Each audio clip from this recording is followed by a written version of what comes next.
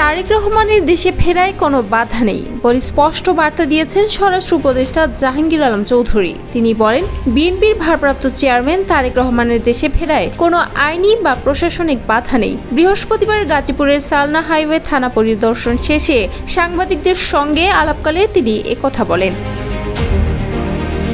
এই বক্তব্য এমন এক সময় এলো যখন বিএনপির মহাসচিব মির্জা ফখরুল ইসলাম আলমগীর গত মঙ্গলবার গুলশানে সাংবাদিকদের জানিয়েছিলেন তারেক রহমান নিশ্চয়ই দেশে ফিরবেন, অবশ্যই ফিরবেন, শিগগিরই ফিরবেন।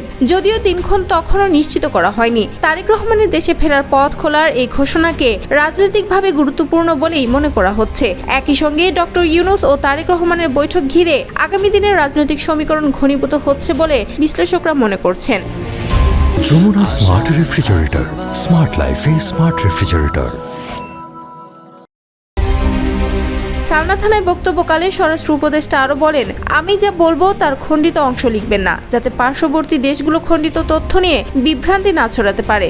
সম্প্রতি ভারত থেকে কথিত বাংলাদেশি অভিবাসীদের পুশ ইন বিষয়ে এক প্রশ্নে তিনি বলেন, ভারত থেকে যাদের পুশ ইন করা হচ্ছে তারা প্রপার চ্যানেলে আসছেন না, অমানবিকভাবে তাদের ঠেলে দেওয়া হচ্ছে।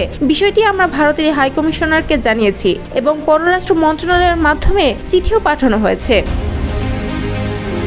তিনি আরও বলেন, যদি তারা প্রকৃতপক্ষে বাংলাদেশি নাগরিক হন তাহলে সঠিক প্রক্রিয়ায় ফেরত পাঠানোর কথা ছিল, কিন্তু বন জঙ্গলের মধ্যে এভাবে পুশিন করা অমানবিক ও কূটনৈতিক শিষ্টাচার বহির্ভূত। এই সময় করোনা সচেতনতায় উপস্থিত সবাইকে মাস্ক বিতরণ করেন উপদেষ্টা জাহাঙ্গীর আলম। পাশাপাশি 3টি গুরুত্বপূর্ণ বিষয় সচেতনতা গড়ার আহ্বানও জানান তিনি।